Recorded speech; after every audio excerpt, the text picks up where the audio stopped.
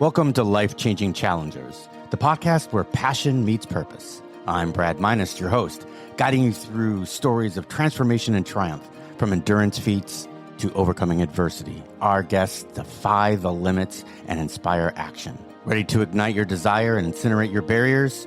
Join us. Your journey to the extraordinary begins now. And welcome back to another episode of Life-Changing Challengers. I am so excited. I have Joshua Caraballo on the show today. Josh is an industrial organizational psychologist, and when he gets to that point in the story, we'll ask him exactly what that is. And he is an author of a new book called I'm Not Dead Yet: How I Turned Misfortunes into Strengths. So we will talk about that and we'll go into it. So Josh, how you doing today? Everything good? I'm doing great. Thank you, Brad. And thank you for having me on the show. I really do appreciate it. So Josh, can you tell us a little bit about your childhood? You know, kind of like, where'd you grow up? What was the complement of your family? And what was it like to be Josh as a kid? Absolutely. So my earliest memories of being a child, I was born in Staten Island, New York, which sometimes is laughingly referred to as the second Rikers Island. I like to say it in jest because, you know, to wallow in the negativity, which we could talk more about later, doesn't seem like the best way to address something like that when somebody says something. I've heard this a few times, and so I embrace it, and I kind of repurpose it and make it fun. But anyway, living in Staten Island didn't last too long. We moved when I was about 8 years old to South Florida. But my earliest memories as a child was me actually going up to strangers and embracing them. And I was so small, what I remember is embracing their legs and just holding tight to them. I know it might sound odd, but in my mind, the only explanation I can have, because this is like one of the mainstays of who I am and what I've become over the years, is just this idea of embracing humanity, embracing human beings, has been a through line in my life. So my mom would take me away from these strangers and she would get so upset with me. And she would say, you can't do that because one day someone is going to take advantage of that. I had no idea what she was talking about and I didn't want to listen. In fact, I would cry and I would just want to go back to the next stranger that I would see and embrace them. So again, through the years, this has been one of those sorts of strongholds or inner values that has stayed with me. Another one that I recall that I really love is I used to put on these plays every year from Bible stories. I grew up as a Jehovah's Witness, so I was in a household that was fairly strict and that made sure that I learned a lot of the materials, including the Bible, and other books and pamphlets that were made by Jehovah's Witness religion. So that was my life. And as a natural sort of consequence, I gravitated towards the arts and performances without even understanding what I was doing. And that has also been a huge part of who I am and what I do. So because of my childhood, I have one older brother, 7 years older than me. It was a very small family, a family unit, if you will. But my extended family at that time was the greater Jehovah's Witness religion. I learned, and one of those teachings was that being a gay man, or being gay generally speaking, or queer, was not acceptable in God's eyes. And once I started to understand and figure out that I had this sort of visceral reaction to the male form or masculinity, generally speaking, I felt like I was in a big trouble. And the more that I was gravitating towards having this affinity, if you will, it put me at a crossroads where I had to determine what it was that I was going to do and who I was going to become. And this came to me at a very young age. And what I decided to do is to fight that urge that I had because I felt like that was the best thing to do. As one might imagine, psychology has been very helpful for me to understand like why I had to go through all the things that I went through and the reactions. But at this particular point in time when I was trying to suffocate all of those urges, it wasn't very helpful for me. In fact, the more I tried to make it stop, the more it wanted to flourish. And as I got a little bit older, I started to realize that this is not a force that I could truly fight successfully if I wanted to be authentic and true to myself. That's interesting. And I can imagine as soon as you said Jehovah's Witness, I was like, oh, there's going to be some interesting stories coming out of this. So let's talk about that first urge when you finally realized that you kind of were attracted to more men than you were to women. And obviously the Bible has the affinity for marriage being between a man and a woman. And this is getting forced down your throat there. Yet you got these urges and you got to fight that, put that down and, ensure that, we had gotten past the time and era of flogging. What age was this when you first started to feel like this? Don't remember my age. I would say it had to be before 13. So maybe around 10 or 11. Okay. That makes perfect sense. Yeah. Okay. It wasn't sexual, by the way. Right. I remember I was scrolling through a JCPenney catalog and I got to the underwear section for men. Yeah. Bookstore here. Yeah. We're adults. And again, it was not a sexual feeling because at that time I had no idea what sex was. Neither did I have the ability to have sex at that point in time. I wasn't ready for that. But there was a feeling, this is why I call it like a visceral reaction that I had to the male form. And I felt it. It was like a spiritual connection, for lack of a better phrase. And I'm not trying to, I hope this is not construed as like being gay is a religion. But what I mean by spiritual is that it hit a chord with my very spirit, with my very soul. And that's really the only way to explain it, because when you feel something like that, it is true to who you are. And it is very rare in your life that you feel something like that. But our bodies, our minds, and our spirits, I truly believe, and this is part of understanding psychology as well in certain circles, our bodies, our spirits, and our minds are giving us these indications. They are talking to us all the time. But if we're not ready and willing to listen to what those messages are, we're missing out on them. A lot of times we're clouding those things or misinterpreting those things for something else. Everything that we want to accomplish and be successful and have human flourishing in life starts with ourselves and our relationship with ourselves. That is a mainstay that will never go away. And so when we fight with ourselves, whether it be because we learned at a young age, because this portion of ourselves is wrong, we're not talking about those things. We're talking about the typical sort of understanding with somebody who has a typical mindset that is just striving to make their lives better and love who they want to love and have this idea or concept of human flourishing. When you tie that to human values and the core values that you have inside, none of that is something that is bad or wrong. So nobody has a core value to kill an animal, as an example. That doesn't make any sense. So I just want to make that caveat very clear, because I've heard people give some lashback like, oh, well, authenticity, if you want to kill someone, it's like, okay, those are the fringes and those are very rare things. So we're talking about the typical way that people process the world and their life. And some people might think to themselves, being gay and being homosexual, being queer is wrong. There's room for that sort of thinking. Where I draw the line is when those types of people start to impede upon my own life and make it mandatory for me to change my ways to fit more of their belief system in order for me to continue living and thriving. That's where I draw the line. The Jehovah's Witness religion, I went through a lot with them. I had to undo a lot of the pain. I'd even say suffering, because I internalized what I considered to be a lot of that hate. But I don't want to disparage the religion at the same time. And those are the two truths that I like to hold simultaneously, because I think although I can acknowledge they've done a lot of harm to queer people, and they're not the only religion that has done so, simultaneously, they've also created a lot of beauty and excellence and thriving for a bunch of people, for millions of people. So, and religion has done that on a whole. And so I think this becomes our sort of drive in life, if we want it to be, especially for someone like myself, is how do I understand humanity? How do I utilize storytelling and art? Because those are the things that are the mainstays in my life, as I had mentioned. And how do I help myself first and then others to find ways to be able to be more accepting of the differences that exist in the world?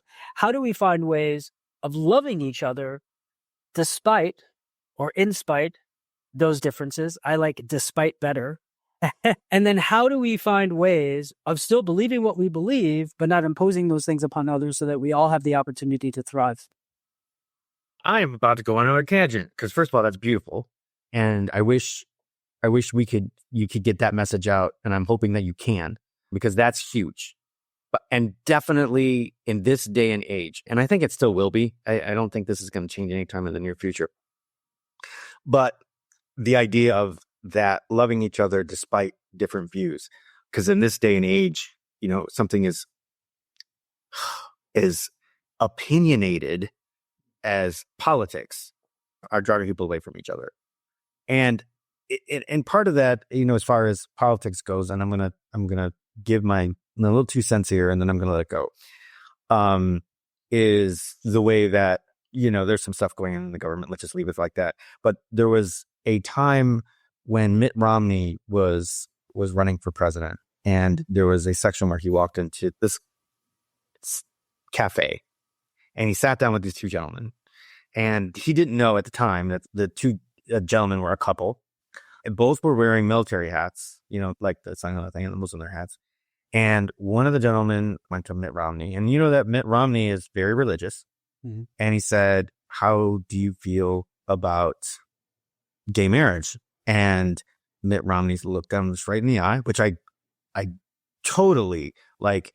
I gave him props for that. Looked him right in the eye and said, "Well, in my opinion, a marriage is between a man and a woman." And then he turned around and said, "Well, that's the reason why you're not going to get my vote." Now, here's the thing. This is where I think the way the founding fathers actually wanted this to happen. If I was Mitt Romney or a congressman or even a councilman in any place, or I was running, I would have turned around to the gentleman and I would have said, "You know what? My opinion doesn't matter. My constituents is what matters."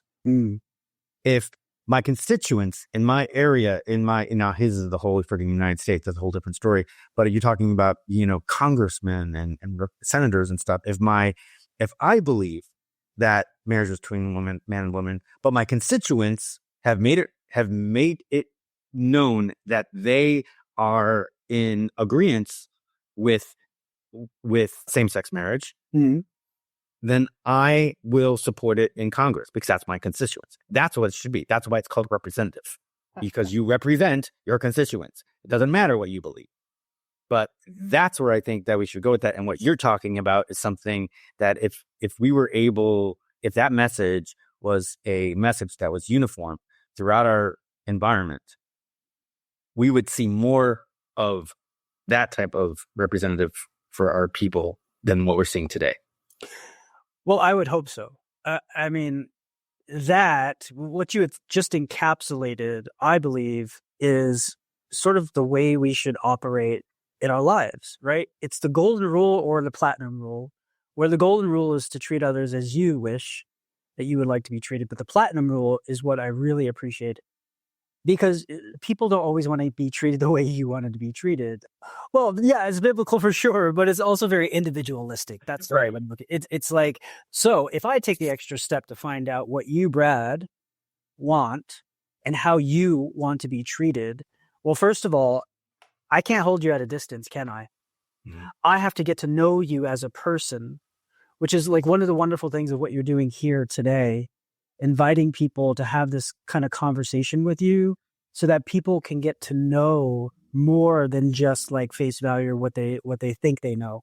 And that's really important. But my point is, like, we always have this opportunity when we meet someone, because we're interacting with them. And so we're treating them in a certain way. And so you might say something or ask a question that might land with me in a way that I'm like, oh, wait, why is he saying this? But if I'm taking the extra time to kind of get to know you as a person, more than likely, I'm going to attribute what you're doing and saying with some goodness. Like, well, you must have a good intent. But if I don't really know you or don't want to get to know you, it's easier for me to label you, especially in a negative way, based on what I see and those stereotypes that automatically come to mind, especially if you put me in a position or there's a question or a comment that makes me feel a certain way. So I think that's on an individual level, and we start to do that as much as possible, then what we're doing is we're spreading a certain sort of standard, if you will. It's an activity that is really fruitful, and that's what I love to do.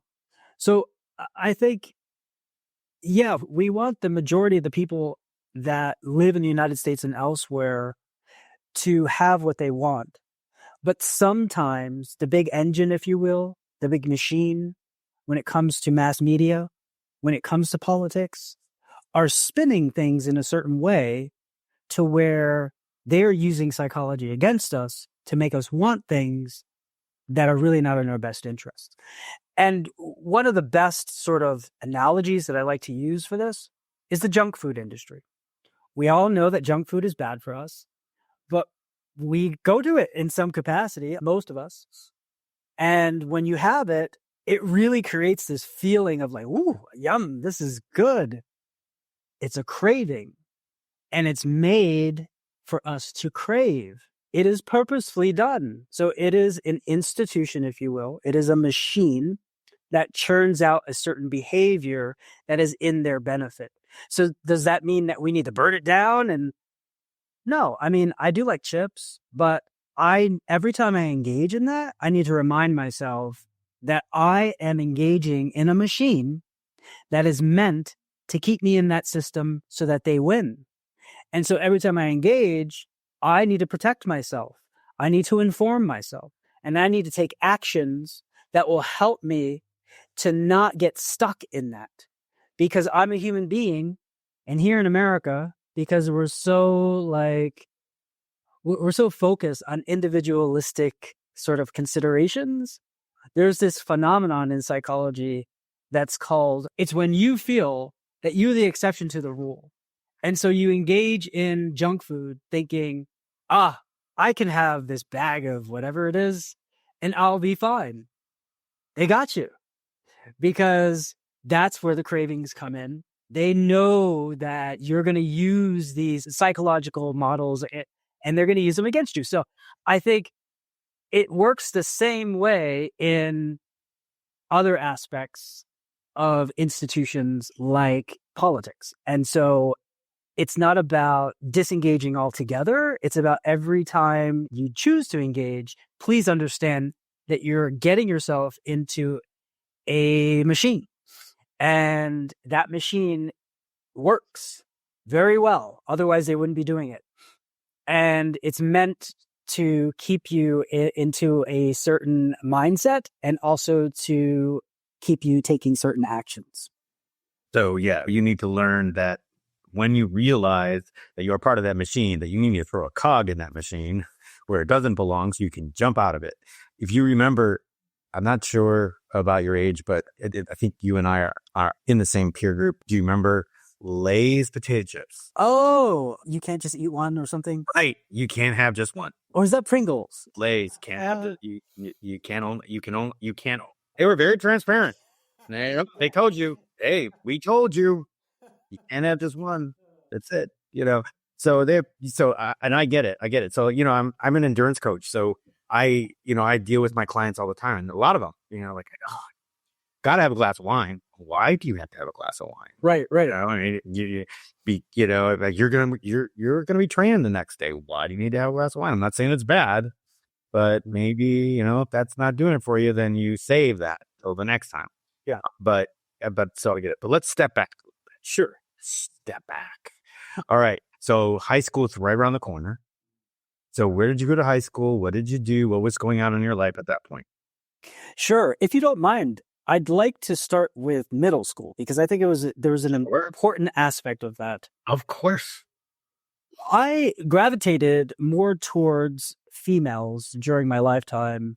There was something about them, and a lot of gay men.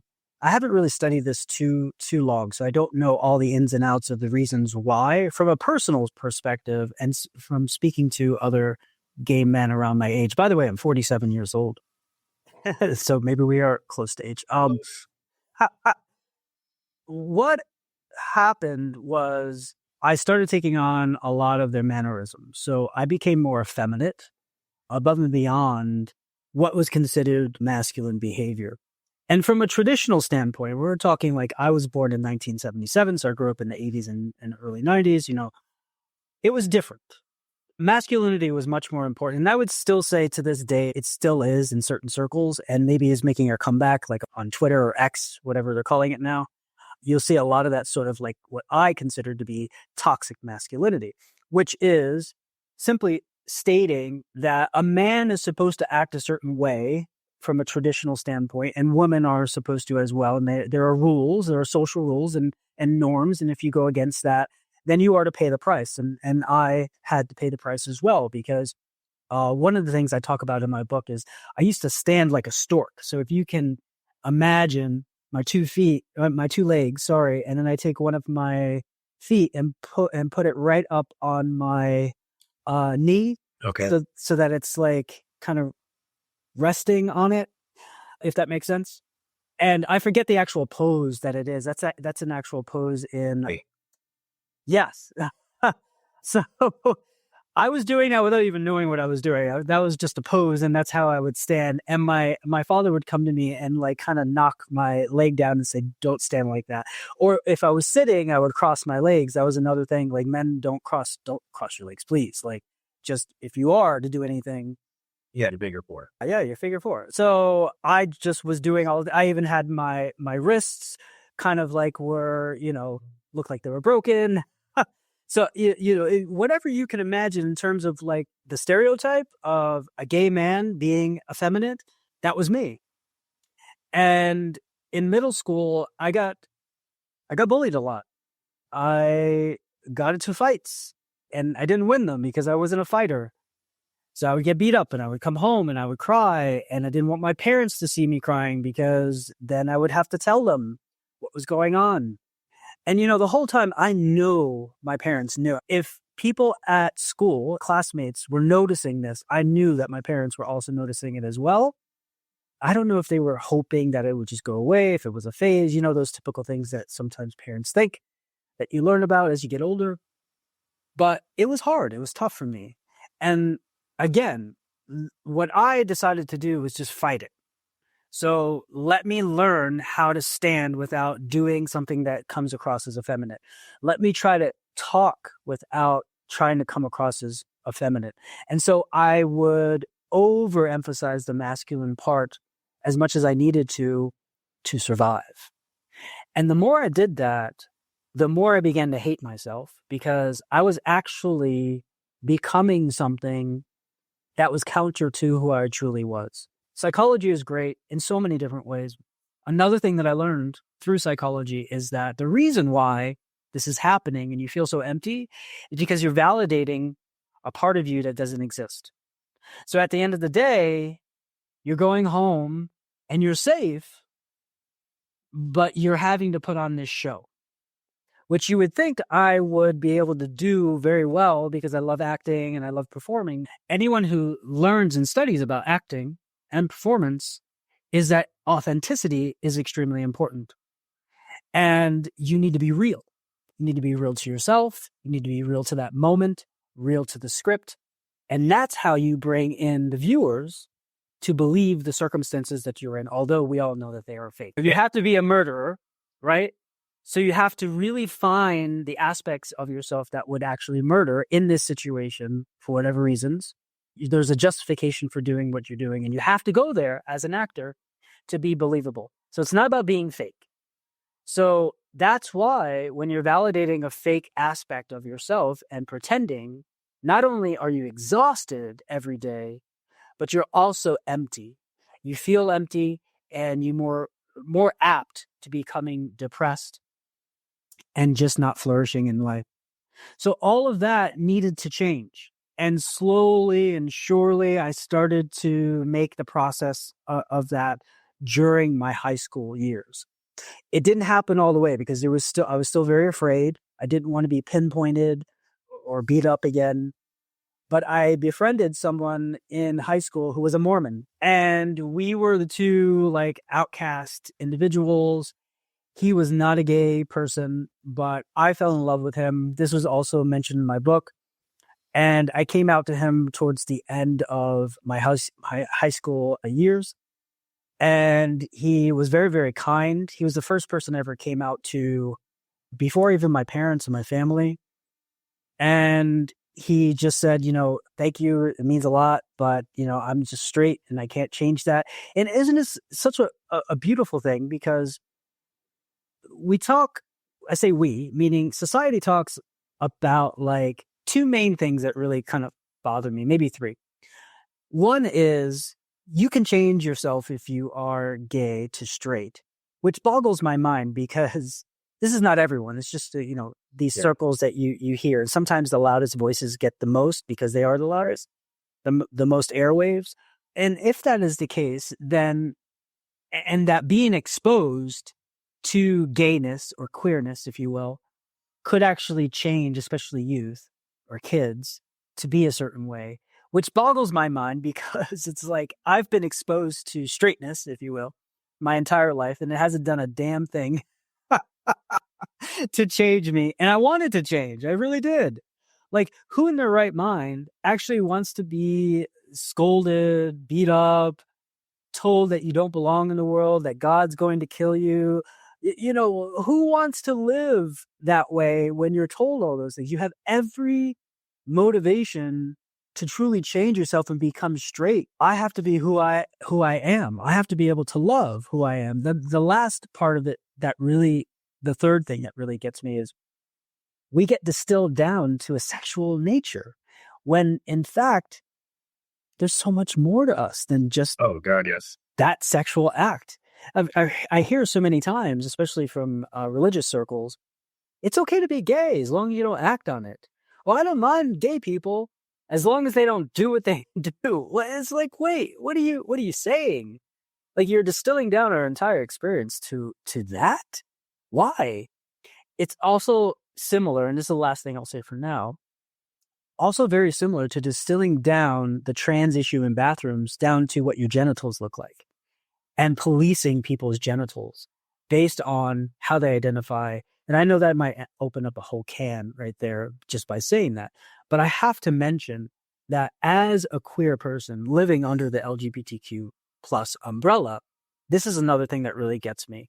It's like, if you want to, when you find yourself distilling someone down to one particular thing, especially if it's something very private like sex or their sexual organs, some lights, red lights and alarm bells need to be going off, telling you, wait a second, I'm not treating this person as a whole individual. What am I missing here? And what can I do to get to know this person better, to understand, not because I need to be on the same page as them, not because I need to change my worldview for them, but so that I can help just to understand better and leave some space for them to flourish. I think that's important. And that's one of the things that I've learned. It's like living under this queer umbrella, especially during high school, started to give me the understanding that I need to be more grounded in who I am so that people can help to see and understand that people like me can do well. But before that happened, I had to do a lot of bad things. I have a BFA in theater, acting, directing, and lighting. I was in the communities. I did semi-professional theater in DC for years, and came down here to Florida, and I did some work here too. Not as much as I did in DC, but I still did a lot here as well. I did some touring companies, musicals, the whole bit. So I understand, on the theater side, and was exposed. I've been to pride parades and the whole bit, but I'm going to ask that about you. It wasn't ever something that I was ever to ask my castmates. They would always wonder. I was always the token straight guy, and I didn't care. You know what I mean? I'm like, these guys are fun. They're a blast and they're funny. But I always wondered about, the pride parades is, just what you said is you're bringing people and honing them down to their sexual preference. Right. Or who they love, which we know for a fact that we can't control that. So here we are, we're celebrating the people that we're pigeonholing into this sexual preference. And I'm like, that doesn't make any sense to me. You know what I mean? Now, don't get me wrong. They're fun. I had a blast at Pride. I'm not taking that away, but it's what it symbolizes is just that, just what you said, pigeonholing people into their sexual preference, not who they are. And I think that's an issue. I don't think it would be much of an issue of the whole bathroom thing if it was always truly someone that was going through a transition. The problem is the amount of people that are using the issue as an excuse for evil. We're having more of a problem with that than we are actually with people who actually, identify or going through the process, blah, blah, blah, blah. I mean, Blair White is by far, the lesson learned there. Blair White, Sky Fox, Jazz Jennings, all those who actually have gone through the process and, are living like that and have done that. Even Caitlyn Jenner, who have gone through the full process and have done years and years of therapy work and, realizing that, hey, this is what it is. And if we knew for 100% that it was those people that are actually going through the process, I don't think this would be much of an issue. The problem is that this has come up and there are many more people that would use this for evil than for just the fact that, hey, I believe I'm a woman, so I'm going to use the woman's bathroom. So I'm going to leave it at that. You can definitely comment if you want, but sure. I think that was more of the justification there. I appreciate what you just said. I think it's very important to hold space for the understanding that there will always be people on this earth, as long as there are people living, that will have nefarious sort of thoughts, processes, goals in their mind, unfortunately, to even harm children, right? That is a fact of life. I wish it wasn't, but it truly is. Here's the thing, though. When you look at the data, and I don't study this, but I've read articles from very reputable sources. Same. And I know in this day and age, it's like, what is even a reputable source at this point in time because of everything that's going on in the media? But I would ask us to just take a step back and think about this. When you are exposed to stories of individuals who are cross-dressing, because I think that's what you're talking about, and not because they fall under the queer umbrella, but because they have some sort of nefarious goal in their mind, how often is that actually happening? Like, I think, we might have an indication based on what we're exposed to that it might feel like it's happening a lot, but is it actually? And I think it's fruitful to question those things. Take away the stats for a second, just think logically. When's the last time that you've allowed a 6-year-old or saw a 6-year-old by themselves in a bathroom? It might happen, but for the most part, they're with their parents, right? Here's another thing to think about. Who in their right mind actually enjoys being in a bathroom and lurking around? Who? Those nefarious people. Okay, but are they all trans? They aren't trans. They're using the issue. But here's the thing. For nefarious purposes. The bathroom is not the best way for them to carry out their goals. Mm. And I get it. It's a stinky, nasty place where most people go in and they want to do their thing and they want to leave. People who are close to the family. People who have access to the kids without their parents, which is not a 5-minute bathroom break. It is happening in places and spaces where they are actually friends of the family or part of an institution like a religion. That's where the numbers are. And so I think we really need to concentrate on who truly are harming our children instead of highlighting this, which still has some credence. It's not an all or nothing. But when it comes to, if we truly want to get down to who is harming our kids, let's look at all the people who have molested for years and years children. That's where our focus needs to be, above and beyond all these other things. When all we're talking about is bathrooms and this becomes a highlight and it's a national conversation, something has gone awry. I'm with you on that. And I did a speaking engagement where I literally had to research child abduction and stats.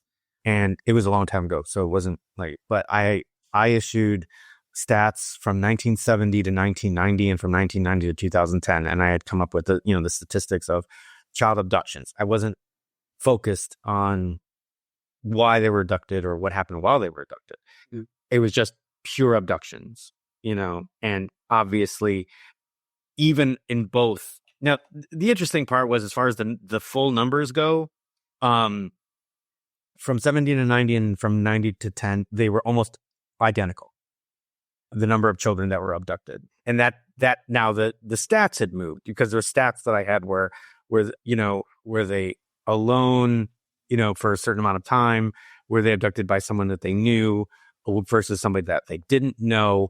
Neighborhoods, demographics, the whole bit. I had it all lined up. And as far as the numbers go, it was somewhere around 800,000 per year, and it was the identical. Except that, and the reason why I had done it was because from 1990 to 2010, it had become in this, and that's when the Amber Rover was born. That's where all this stuff, and there was a lot more of it. And it turned out that even though it was the same amount of kids that were abducted, the biggest limiter here was, think about what happened between 1970 and 1990. You grew up in Staten Island. You had, from 1970 to 1990, you had what? 5 channels? You had 5 channels, right? And a newspaper. News was only on in the morning, and 6 at 5 and 6, or 6 and 7 and 11, right? That's when the news was. That's when you caught your news. That was it. There was no 24-hour channels. Start of the internet in the 90s. Now all of a sudden CNN, US SNBC, and 24-hour news stations, podcasts, blah, blah, blah. Everything is going crazy. Mm-hmm. You got, the birth of satellite radio, 24-hour news networks. I mean, and it was crazy. So even though there was no difference, and again, obviously portions of this, I'm sure, were, having these nefarious, evil intent. Well, they were all evil. Well, not all of them, because some of them were, one of the things was abduction by a parent in a divorce. That there was, I added that stat as well at the time. But so it wasn't always nefarious, but most of it was. And what happened afterwards was not included, right? But Abby, you've got to assume that a big portion of it was in that. There was an uptick as chat rooms were invented. So it wasn't completely 800,000. It was around 800,000, but it was minimal as far as that goes. And now it's come down to 2010. Obviously, I haven't checked out 2010 to 2020. Or until now, but that was at the time, that was the stats that I came up with. Basically what you're saying is, okay, you're definitely hearing more about the trans issue in bathrooms now versus not. You're hearing stats of the nefarious parts more because of this, because we have all of these outlets to send the message, and it's not unfair. There's also a couple of other mechanisms in place, or phenomenons, if you will, that tie to psychology. So one of those things is we seek out information. This is called a confirmation bias that confirms things that we already feel. The easiest way to explain this is the moment you buy a new car, the make, the model, the color, you'll now see all over the place. You don't have to tell your brain to do anything. It automatically does this. And that doesn't necessarily mean that all of a sudden now a bunch of people decided to buy the same exact make, model, color car that you have. What it means is that your brain is now filtering out a bunch of things and focusing in on the things. See, and you didn't have to sit with your brain and say, hey, brain, I just bought this new car and I'm wondering if you might just, kind of show me all the other. No, you don't have to do it. It's all happening underneath everything that you consciously are aware of. This is why it's so important to understand how our subconscious mind works. This is one of the ways that we find ourselves in these echo chambers, because there are a bunch of other things happening, but we're filtering them right out. Why? Because at some point in our lives, we've made a determination, whether it's an action taken to buy a new car, or whether it is a belief system that we've held for a long time, to where your brain picks it up, feeds it to the subconscious, and that's all that you need. So we have to be consciously aware of that by asking questions. And when we find ourselves drawing conclusions about an entire population, all white people are racist, there's one, right? It behooves us to say, well, that's an all or nothing. What am I missing? What about all the times when I'm wrong? What about all the times where that doesn't apply? And the same thing can be done for trans individuals, for gay pride events. It's like, I've been to gay pride events, obviously, in my life, many, many times. And you're absolutely right.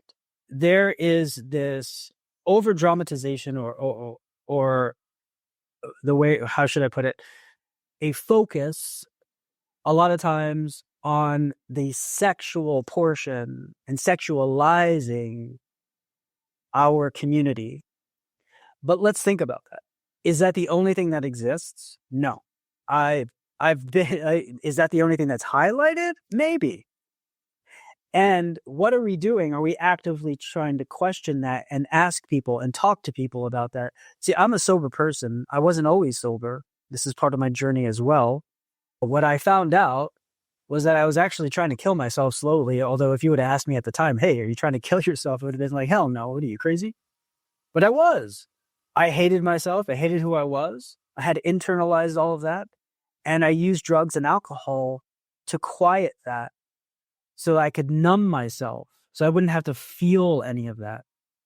And I'm not saying I was justified in doing that, but that was the journey that I had to go through, and then slowly and surely fall back in love with myself, create a better relationship with myself, my family, my friends, my understanding of religion, my concept of God. And that's all how I was able to put things together so that I could become a better person and make better decisions. If I am ever reduced down to the addiction portion of myself with a sexual nature, that is an injustice to who I am, because that's just not that's a very small portion of my life. It exists, it is there, but it is not everything. Here's another thing to keep in mind. When you are told something your entire life, the power of suggestion is very, very powerful. There are plenty of studies to show this, but I'll give you an example. You wake up in the morning, you look at yourself in the mirror, and you say, "Ooh, feel really good. I had a great rest. Can't wait to get this day started." You go to work, first person you see, they look at you and they say, "Are you okay?" That is all that you need to start questioning your reality. That's all you need. And the power of threes, if the third person does it, and this is just an average, so it could take more, it could take less, depends on the person. But let's just stick to the power of three. The third person who says it to you, most people will start to have a visceral reaction to where they will feel sick to their stomach. That's how powerful suggestion is. We can suggest things and we could tell ourselves, we could talk ourselves out of that. But when you have a bunch of people telling you a lie, whether you like it or not, the more you hear that lie, the more it becomes your reality. And so we have to be careful about those sorts of things. This is how actors are able to bring something to a believable state. I have to murder someone. I'm not a murderer. How the heck am I going to play this believably? Repetition. The more I do it, the more I'll understand and find it and be able to believably do it, because it becomes my reality. And I need to be careful, because once I make that my reality, I have to undo that, because when the show is done, well, then I need to move on and become, I'm not a murderer anymore outside of that. So that's important. So every time we are exposed to the machine, if you will, that's trying to give us all the Lay's potato chips that we can possibly, let's engage. Let's have some fun. Let's enjoy it. But let's also understand that we need to limit that. There's a threshold for us. And it's the same thing when we're exposed to mass media. I was just thinking about when you talk about suggestion and repetition, there's a story of the cast of Lord of the Rings when they would go out, like after shooting or before shooting, because they were shooting in all terrains and all places. Most of the cast would be themselves. they said Viggo Mortensen was the king. Now, you could call him Vigo, you could do whatever you wanted, but that repetition stayed, and he knew that he had to maintain that repetition in order to. But then they said the same thing, is that's when there was a problem. There's also stories about Heath Ledger, which is right. They might have been the cause, part of the cause of his demise. Right. But anyway, but just to know that there are people out there, we do have actors, and some of the reasons why we see issues with actors and they leave us before their time and they're great at what they do is the fact that they can't leave the lie. Right. Exactly. And so this is so important because you might think to yourself, well, I'm stronger than that. It goes back to this exceptionalism sort of idea. These are just words. They're not going to affect me that way. You are a human being at the end of the day, and you are just as vulnerable as anyone else. No one else is stupid because they're caught in a loophole, where they're spinning the same thing. What do you think religion does? Like, being a Jehovah's Witness put me in a worldview to where I couldn't understand or think about. I could think about it, but I couldn't really take hold of anything outside of that. And that was purposeful. We were told that anything outside the religion is considered worldly, and we're not to engage with the world. We're to stay within the confines of the Jehovah's Witness religion and its teachings. Well, what do you think that is doing? And again, I can still say that and say that I'm not going to disparage the religion because it's happening all over, right? All around us. It's happening in politics right now. Once you're in that sort of ecosystem, it's not the worst thing in the world. Just please try to understand that you're in an ecosystem. And then you could react accordingly. And then again, having that really good relationship with yourself is important because then you can say, does this align with my inner values? Does it not? And if it doesn't, what changes do I need to make so that I can thrive? I think that's the bottom line. And it's a strength. You're absolutely right. But there is an absolute strength to be able to pull yourself out and ask the question. Let's face it. And, let's just be real about it. Social media, depending on how deep you are in its ecosystem, is a version of brainwashing. Yes. And unless you are strong enough to sit there and go, wait a second. Hold on a second. Yes. Why is this guy convicted on 34 different counts? Where is the actual trueness to this? I need to go back and go 34 counts on one little thing. Come on, that's just insane to even think about. Let me actually dig into the real story behind it and find out what this was, right? And a lot of people just don't do that. They just hear, 34 counts, he's a felon, blah, blah, blah. Even though, and then I had to look into this as well, as I found out as I looked into the law, right? You can't call him a felon. He's not considered a felon until he is sentenced, and he wasn't sentenced on any of it. So he's not a felon. This is a rhetoric. And you've got to sit there and go back and go, okay, think about that. Not just one person. It's really interesting what you say. Coming from someone who is a felon, which is myself, I've learned that even getting charged is all you need to be considered a felon. Now, whether that's right or wrong in the eyes of the law is one thing. But here's how I know that. Even if somebody can look up the fact that you were arrested for a felony charge, it doesn't matter if you're convicted or not. They can block you from certain things like renting, like getting a job. And it really depends on the state. Like here in the state of Colorado, they have an 8-year threshold where you can't go back beyond that. But in other places like South Florida, there isn't one. They can go back as far as they want to. And so there are real repercussions for people being arrested for felony charges. Now, look, felonies exist for a reason, and I think it should be this way. Like, there are very serious crimes that fall under felonies that need to have repercussions. The issues I have is that my felony came because I had 3 DUIs, and I'm not saying that I should be treated differently. I had to go through that. That was a horrible thing for me to do, those 3 DUIs. I could have killed someone, which is more important than even the opportunity I had for possibly killing myself and ruining other people's lives. So all those things are extremely important. But after the third time, it's considered a felony because DUIs are usually not felonies. And so I had to go to prison. So I spent time in prison because of my, that's what I needed in order to become a better person. I had to get through that.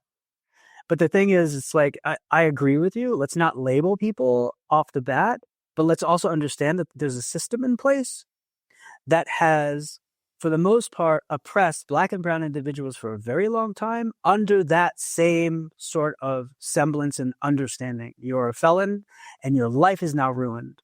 Now, sometimes that is necessary because they've done atrocious things. Sometimes it's not. Like in my case, I am thankful for the opportunity that I had to really seriously look at my life. But there are many people out there that are stuck in that system where their lives are ruined forever. And it could be like a drug crime that they had instead of something so atrocious, like killing a human life. I agree. I mean, and I agree with you, but I also think there's now, as far as that's an HR freaking laziness point right there. If you're going to go and you're going to find, you're going to look at the arrest record and not follow through. That is that's laziness. Or I agree with you. Yeah. That should not happen. And if that's what's happening, there should be another law on the book stating that, if you find, or putting it together, actually putting it into the arrest record saying arrested, not convicted, so that the record is set straight, or that if they're arrested and not convicted, that it should be stripped off the arrest, that the arrest record should be stripped. Well, this is the reality. No, it's reality, but I'm saying is that should be what happens. Whether it happens or not is a whole different story. I've had people tell me when I got out of prison, I don't care what your record says. I don't care what you got arrested for. The fact that you have a felony on your record is all we need to deny your application. We do not accept any felons here. And I've also had everything in between where people have said, well, as long as your felony is not violence related, that we will consider your application. I mean, it's like the wild, wild west, but people are being harmed and being shut out from living a true fruitful life. I mean, living somewhere is an imperative for us to be able to thrive. And when that is blocked, so I don't mean to go off, it's this whole tangent, but I think this is a whole other episode. So that's also part of who I am in my life. It's what I've experienced. And one last thing I would like to mention about, everything that we've talked about thus far from a psychological viewpoint, again, is that the reason why we think about and contemplate negativity above and beyond positive things that happen in life is because that's how our brains are set up. So think about the friend who's done a million beautiful things, and the one time that they really upset you, that's what you remember above and beyond, especially during that moment and thereafter, depending on how long it takes you to process these things. Everything else gets kind of wiped out for a while. It might seem unfair to the person, but that's how the brain works. And so when you understand that, especially if you want to use this from a mass media standpoint to get a broad stroke against people, you focus on the negative because that's going to be a powerful force. Fear is powerful. Hate is powerful. And it lasts longer than positive emotions. And so once we understand that, the psychology and the literature is very clear about how we can try to balance that out.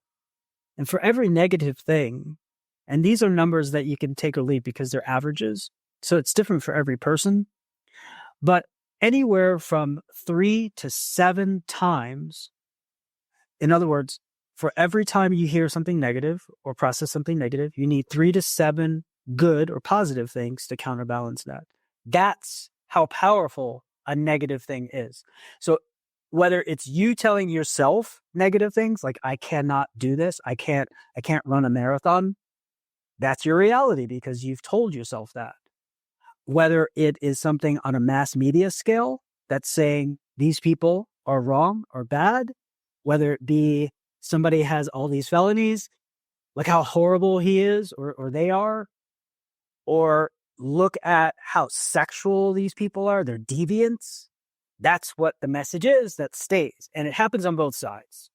So again, how do we counter that? It's not by lying to ourselves. It's about truly seeking out what else is there, like what you had just mentioned. It's like, okay, how do I look into this? And if it's on an individual level, you speak to a queer person. And the closer and the more that you speak to that person, the closer you get to them, the more that you will understand them as a human being. And that will break through this negative chasm that exists. And I think this is what we need to do on a whole in the United States, especially those who identify on the fringes. And well, part of that is the attention span, right? It's like you don't get something like a Joe Rogan who his platform is 3 hours every single day. You can get to know somebody really, really well in 3 hours. That's right. But when you're on ABC, you get a 20-minute interview. That's right. You're not going to get that. I always thought about it one way, but now I think about it in a different way just because of what you said about the 7:3 ratio. I'm a Jew, and in Judaism, we don't believe in open caskets. Mm. The reason for it is so you remember the person while they were living, not while they were lying in the casket. Right? That's the reason for it. And I never reasoned how powerful that was until I allowed myself to get peer pressured. I have a mixed family. Okay. I allowed myself to get peer pressured into going into the wake room when the casket was open because of the mixed marriage. That a lot of people wanted the casket open. I didn't believe in it, and I got myself peer pressured into my grandmother's funeral. And once you know it, now don't get me wrong, I got plenty of memories when she was alive and she was great, blah, blah, blah. She was awesome. But the first thing that pops into my head, the first one is her lying in that casket. Then after that, I can get to the good stuff. But it's always going to be the last time you heard something, the last time you said something, the last time you saw something. Yeah. That's what's going to come first. Last in, first out, right? So yeah. And what you said is so powerful because that's the first thing that I see. I would need to see her 7 more times alive and flourishing to cancel out that one. So yeah, and it gets easier over time. These are skills that we can build up. And I think it's also going back to understanding oneself. It's what are we being exposed to on a daily basis? So my parents would tell me at a very young age, be careful who you surround yourself with. And I was like, wait a second, all my friends are Jehovah's Witnesses. But even then, you have to be careful because there are differences within religions as well. But they weren't just talking about the people who physically were in my life. And they made this very apparent to me. They said, it's also about the books you read. It's about the music you listen to. It's about everything that you expose yourself to that has some sort of message. What is the ecosystem that I've created for myself? And is there any variance in there in terms of me hearing different types of voices, different types of belief systems? And do I think that's important for me to be able to understand the world better? I do. I think that's extremely important. I don't want to be around a bunch of Joshes. That doesn't really make a lot of sense to me. That would be really boring. And I wouldn't grow or learn as a person at all. And so we may not agree on everything, but who cares? I can still accept and understand and leave space and room for you, Brad, or whoever else thinks and acts like you to learn and thrive and be whoever you are 100% and accept that authentically and still do that same thing for myself. But if I'm only seeking out a certain type and that's it, and everything that I consume has to be that's a problem from my perspective anyway. And anyone who wants that to happen in the world, especially here in the United States, I think that's also problematic. But the way that you understand what to counterbalance is by understanding where you stand. Where is your natural gravitation towards? So I'm more of a positive person, so I could use negativity to my benefit. And it's mostly like I walk into a room, my brain is already scanning for the anomalies and am I safe? Right? So that's a good thing. I can feel safe that my brain is helping me to prepare for the worst case scenario. And I could do more of that because I tend to gravitate more towards the positive. I love positive things. I wish everything was positive, but it's just not how the world works. And I also need that negativity to help me appreciate the positive things. And that can happen on so many different avenues or phenomenons.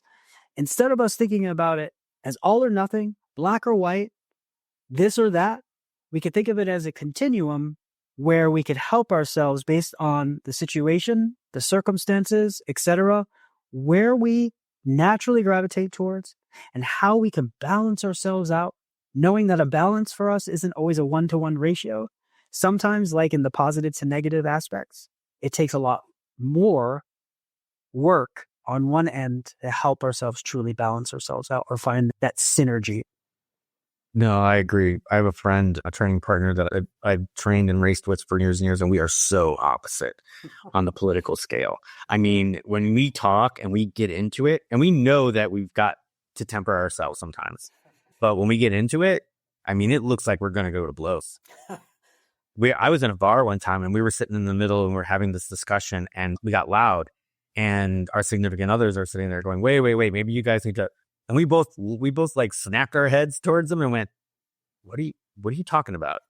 And they're like, well, you guys are getting like, we know, leave us alone. Because we've always known that we are that far. And at the end of it, we say, you know what?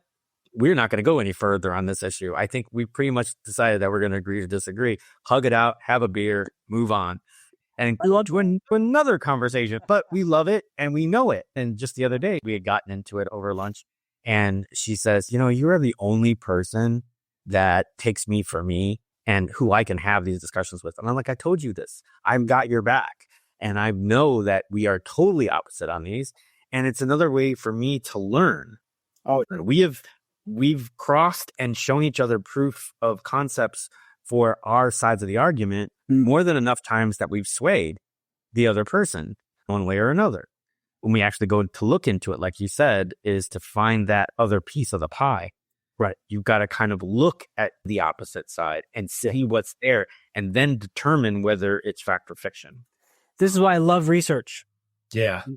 The first thing I learned was you have an argument, you have a thought process, a model that you're thinking of, you're trying to see whether your hypothesis is right or wrong.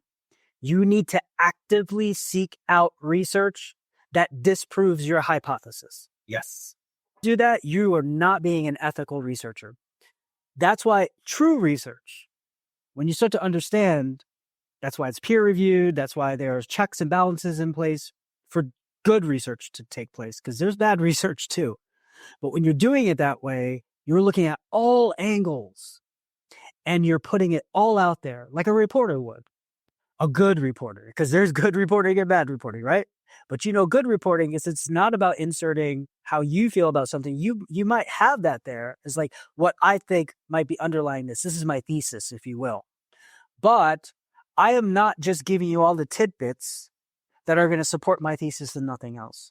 That is an injustice. What I'm doing is giving you all of that, but also giving you what other people are saying so that you, as an informed person reading this material, can take a step back and say, that's very interesting. Now I see both sides. This happened a lot with caffeine. For a long time, the literature was like, oh yeah, have 5-6 cups. It's really good for you. It's good for your brain. It's good for all these things. And then some more research came out and said, oh, maybe not. Maybe just like 2 or 3 cups is best. And then you take this whole thing together and you say, how does this apply to me? How does this apply to my family? How does this apply to my loved ones? And it's going to be different for each and every one of those things. And that's a beautiful thing. So am I to sit here and dictate how other people do their coffee intake? No. I know what's best for me. I can still change. I could do better. There might be things that happen in my life that will change me yet again. I might talk to someone like Brad and say, ooh, he likes his coffee a certain way. I had never tried it that way. It's like all these things. I like using something like coffee because it's safe. Right. If we could do that with coffee, we could do that with anything. Okay, so I am not an affiliate, and I'm not a brand ambassador. I'm not any of this stuff. But I'm going to give you two sites. There's SAN, SAN, which is crud. It's a network. Anyway, it's a news network, and they've got videos and podcasts on there. But what they do, and this is like the video side, podcast side of it, is Straight Arrow News. Sorry, Straight Arrow News. SAN.com. And what they do is they divide up their news in right, left, and center. Ooh. So that you can learn is, okay, what is the conservative, what are they saying about this issue? What are the liberals saying about this issue? And there are some reporters that sit in the center. And what are they saying about it? And they can sit there and then they'll look at every single article and give you a score of, hey, this leans more right, this leans more left, blah, blah, blah. Then there's ground news, which is the print version of that exact same website. And it's all the print articles that are out there. And it's the exact same thing. Right, left, center. Great things for fact checking. And you can actually see what is the right saying about it? What's the left saying about it? What are the conservatives saying about it? What are the liberals saying about it? What are people in the center saying about it? And what leans left, what leans right? And then they'll give both of them also do another thing called the blind side, where this is the right is talking about this, but the left is not even mentioning it. Okay. And the left is saying this, but the right's not even touching it. Right. You know what I mean? So you can kind of see that as well. I'm just going to put that out there. I'll put it in the show notes just for all of you that are listening. But those are two great little things. And I have found myself, this is just me, right? But what is it? Stopes? Oh, There's a fact checking thing. That one seems to be more on the level than factcheck.org. Factcheck.org to me looks like it leans a lot more left. That's when I've used it for certain things to fact check. That's what I found. That just might have been that way, or maybe everything that I was looking at was completely wrong. And, but it just seemed like it moved that way as I was looking around the site. So I'm just going to say that factcheck.org, Stropes, and I'll put that in there. And then sand.com. I think it's Snopes, right? Snopes seem to be both ways. They're fact checking, but they seem to be pretty center. Okay. They'll tell you that Trump lied. They'll tell you that Kamala lied. They'll tell you that Biden lied. They'll tell you that Brady lied. They'll tell you all that, or they were exaggerating. Yeah. Versus lying. I think they use Pinocchios. Yeah. Are they the ones that have there's certain amount of Pinocchios? So anyway, that's a good thing for as far as to start your research, because I think that it's a way to go. But I even think that they might be wrong. So you need to continue. But if you could, I would start there. You're like, okay, wait, this doesn't make any sense. I love what you're saying. No. I was just going to say that you get to Snopes, like you read something and you go, wait, that doesn't sound right. Let me go to Snopes. If it's not there, keep going. If it is there, then you still got to disprove it. If you really want to get to the bottom of an issue. Right. This takes a lot of time. Well, that's exactly what I was going to say. This is such a wonderful thing. We need to figure out, what's right, what's wrong, what's true, what's not. Sometimes there's a lot of gray area between things. But what we don't talk a lot about is how to find those things and how to sort through the plethora of information, as you know, that exists, especially on social media, and how we can determine what is factual, what is not. And this is getting harder and harder because people are spreading dis and misinformation purposefully to try to get people to act or believe a certain way. And so what it means is that we especially need these sorts of skill sets in this day and age more than we ever have, perhaps. And I think so that's why it's so important to really have people like yourself have these sites in place as resources, but also not taking anything that we see at face value, but also understanding that by doing that, it takes a lot of time, energy, and resources, and we can't do that with everything. And so we need to be strategic about it. Like, if we're fighting over whether something is a bridge or an underpass, as an example, and we need to do all this research to figure it out so that we're the right person and we know what the facts are. Well, unless that's what you're into in your everyday or part of how you make your money or whatever, it might not be the best way to spend your time, right? But if it's something that actually affects your livelihood and is a decision that you need to make, then by all means, please take all the time, energy, resources that you need to make an informed decision, knowing that even at that point in time, after you've done your due diligence, if you will, that you still may not know everything about it, and that's okay. Because think about any phenomenon that takes place.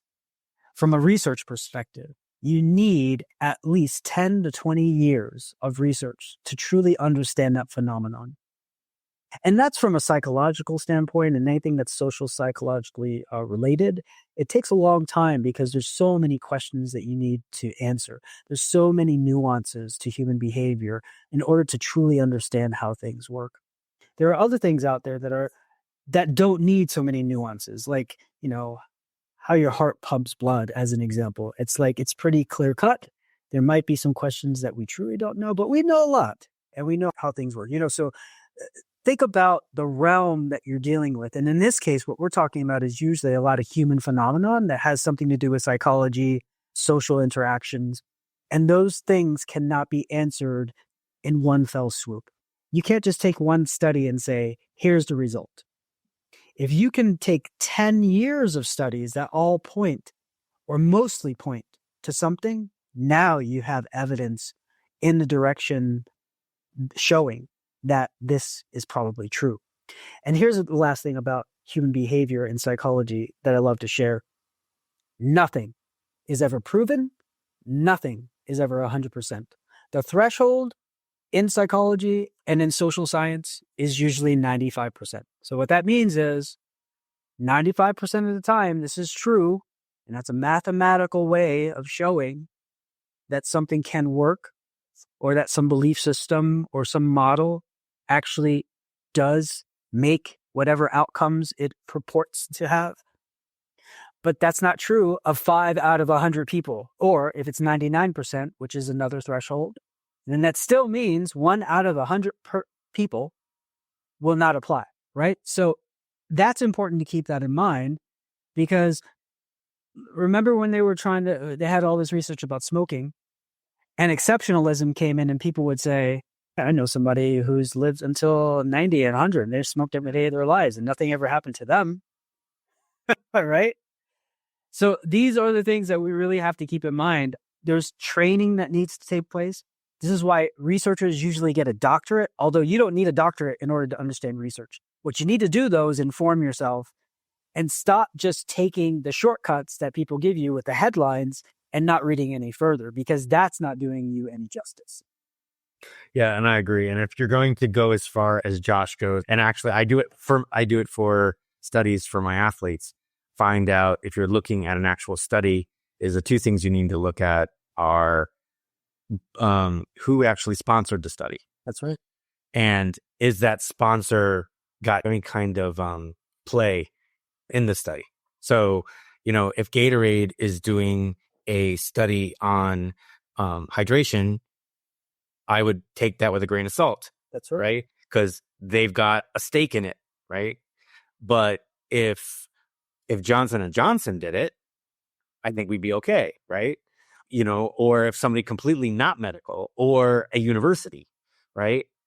And as long as it wasn't the University of Oregon, which holds the Gatorade lab, that, I would be a little bit about that one. But anyway, and then you just want to make sure that it doesn't have a stake. Because I love studies, because you can start with the abstract and actually get stuff. And then when you want to dig in, you can dig in. Really important point. Read your fair share of stuff. Okay. And they're not exactly written in the greatest language. Don't read them before bed. And this is done purposefully.